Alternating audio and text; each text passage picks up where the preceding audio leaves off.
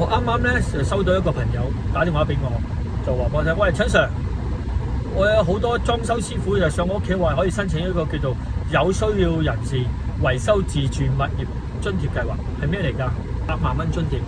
佢話又話可以裝修啊，屋企嘅換咗佢啊，全屋嘅油漆啊，地板換咗佢啊，廚房嘅裝修啊換咗佢，佢話得唔得㗎？其實咧，我要解釋俾大家聽，其實咧係唔得嘅。點解唔得咧？佢係需要有啲咩資格咧？首先，你申請嘅計劃就需要我講俾大家聽個流程先非常之要清晰，要俾大家香港市民要了解，唔好俾一般我哋嘅行家去誤導咗，或者我哋可能我哋啲行家都唔清晰嘅，咁所以俾大家要清晰呢個計劃嘅。講多次，呢個叫做有需要人士維修自住物業津貼計劃，係政府資助8萬蚊嘅。佢個流程係點嘅咧？首先你要關於一樣嘢關於係安全屋企嘅家居維修安全嘅問題，例如咩石屎剝落啦、水喉漏水啊、電線老化要更換水喉漏水導致到屋企嘅木地板要換啦，或者石屎剝落導致到油漆要重新翻新啦等等，外牆嘅鋁窗維修啊，外牆嘅鋁窗要成個更換啊等等，去環繞呢幾項嘅，就唔會再多噶啦。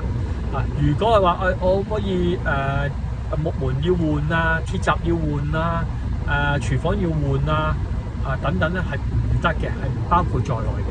咁你報價可以照報，但問題佢唔會批俾你，市建重建局係唔會批俾你。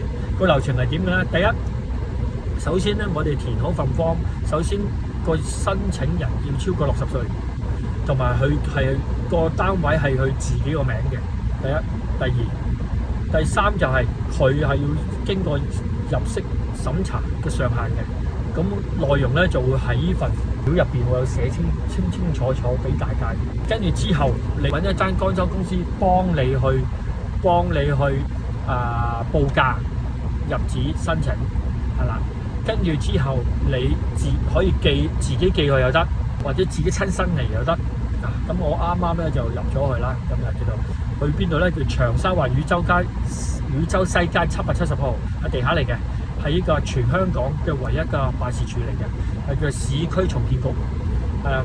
你遞咗封之後，大概2個星期到，佢就會寄一封信俾你個業主，就話收到你嘅信件申請。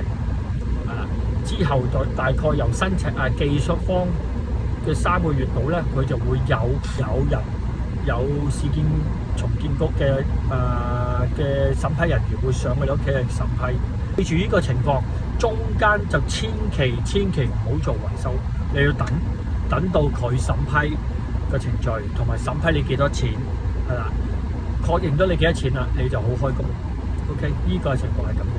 第二樣嘢，開工之後，佢唔會話俾錢你嘅即刻，你要俾錢照好似同裝修公司去申請呢個合約，咁你同佢，譬如你申請10萬蚊。佢批咗俾你8萬蚊嘅，你咪做咯。咁你個裝修公司你照俾個10萬蚊㗎啦。10萬蚊係做啲咩咧？咁你咪同佢傾嗰個內容咯。做好晒之後，完成晒成間工程嘅大概2個月到左右啦。咁你咧再去打翻俾市建局、重建局，同叫翻阿 Sir 上你屋企度睇睇有冇問題。佢哋會寫翻個員工報告，話完工咗啦，影翻啲相，咁批翻你個8萬蚊，係啦，係咁嘅情況。咁大概都審批嘅程序都2個月到啦，2個月到係會過錢翻入去，直接俾翻個業主嘅，入翻去戶口嘅。呢個就係市建重建局去俾呢個計劃出嚟嘅8萬蚊資助嘅。希望大家了解清楚，唔誤解係乜嘢裝修都可以申請到，同埋呢個計劃真係要大家要用啊！唔好嘥咗佢呢個係60歲以上就得㗎啦。希望幫到大家呢個資訊，有問題嘅可以聯絡我哋維修王，點樣幫到大家。